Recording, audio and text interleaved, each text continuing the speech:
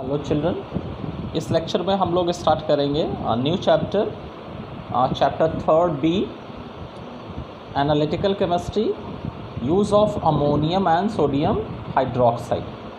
Okay students, तो इस particular chapter में हम लोग यूज़ पढ़ेंगे अमोनियम एंड सोडियम हाइड्रोक्साइड का। So you all know that ammonium hydroxide is a weak base and sodium hydroxide is strong base. Okay students, so introduction. Analytical chemistry deals with the experimental study both by qualitative and quantitative means. So analytical chemistry, analysis means the testing of the substance through a specific test in a particular sequence. Okay students, तो जब किसी substance की particular test की help से particular doing track पर हम test करते हैं तो उस पर्टिकुलर टेस्टिंग को हम एनालिसिस कहते हैं। ठीक है, तो एनालिसिस में जो टाइप ऑफ टेस्ट है and the sequence of test वो पहले से फिक्स्ड होता है और उन्हीं को फॉलो करके हम पर्टिकुलर सब्सटेंस को टेस्ट करते हैं, तो इसे एनालिसिस कहते हैं। सो एनालिटिकल केमिस्ट्री में हम किसी कंपाउंड या सब्सटेंस को क्वालिटेटिवली एंड क्वांटिटेटिवली दोनों तरह से टेस्ट करते हैं। Qualitative analysis includes identification of an unknown substance by chemical test. So qualitative testing में हम क्या करते हैं, क्वालिटेटिव एनालिसिस में हम क्या करते हैं, पर्टिकुलर अननोन केमिकल सब्सटेंस को केमिकल टेस्ट के थ्रू आइडेंटिफाई करते हैं। ओके स्टूडेंट्स, कि गिवन अननोन सब्सटेंस कौन सा सब्सटेंस है, इसको हम कुछ पर्टिकुलर केमिकल टेस्ट की हेल्प से फाइंड आउट करते हैं। Chemical test include use of sodium and ammonium hydroxide on salt solutions and observation of the colour and solubility of the precipitates formed.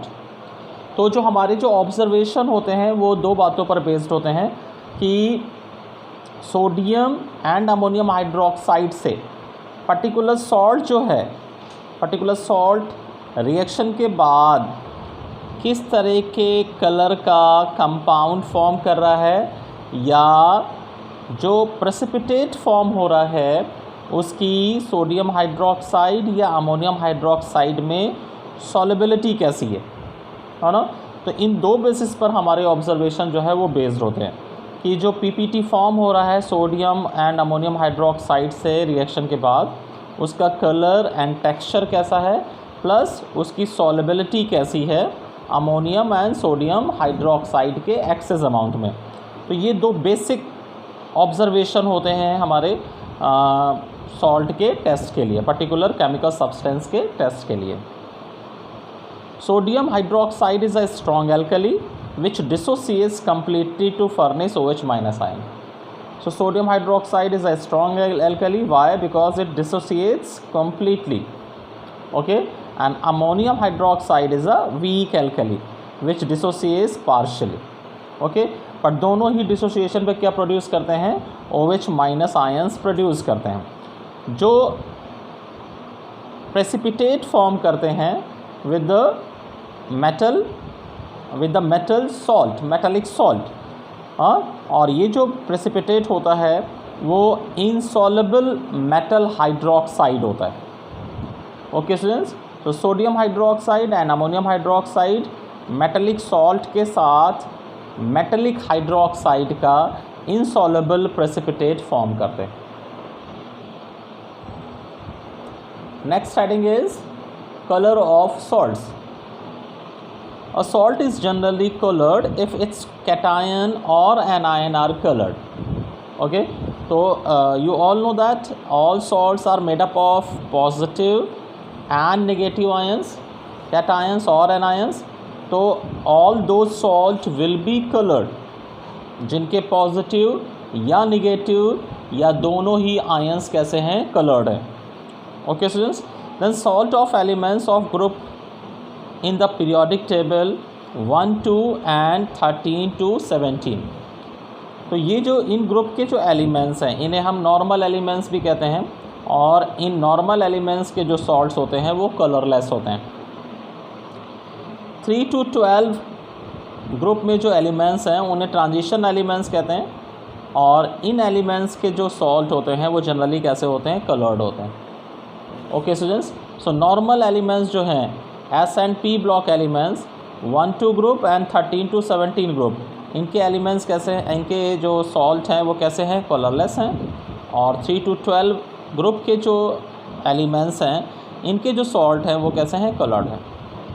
Okay students, then coloured cations यहाँ पे आपको दिखाए गए हैं।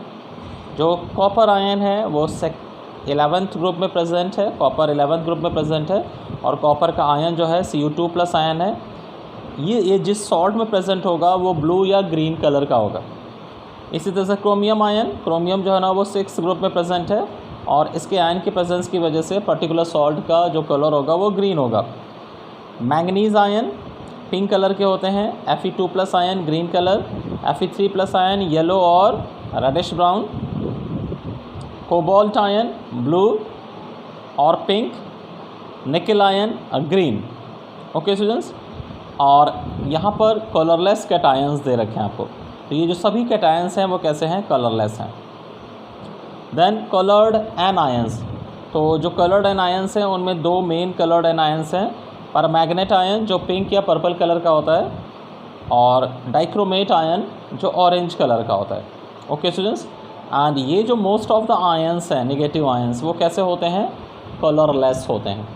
तो ये आयंस जिस सॉल्ट में प्रेजेंट होंगे वो भी कलरलेस होगा इनकी प्रेजेंस की वजह से, है ना। बट अगर कॉपर सल्फेट है तो कॉपर सल्फेट कैसा होगा, ब्लू इन कलर होगा। क्यों, क्योंकि कॉपर ब्लू इन कलर होता है। तो कॉपर सल्फेट जो है वो कलरलेस है, बट कॉपर सल्फेट क्या हो जाएगा, ब्लू इन कलर होगा, क्योंकि जो कॉपर आयन है वो कैसा है, ब्लू कलर का है। ओके स्टूडेंट्स, सो इस तरह से जो किसी सॉल्ट का जो कलर है, किसी सॉल्ट के क्रिस्टल्स का कलर जो है वो डिपेंड करता है कलर ऑफ पॉजिटिव आयन और colour of negative ions. Okay students, thank you very much.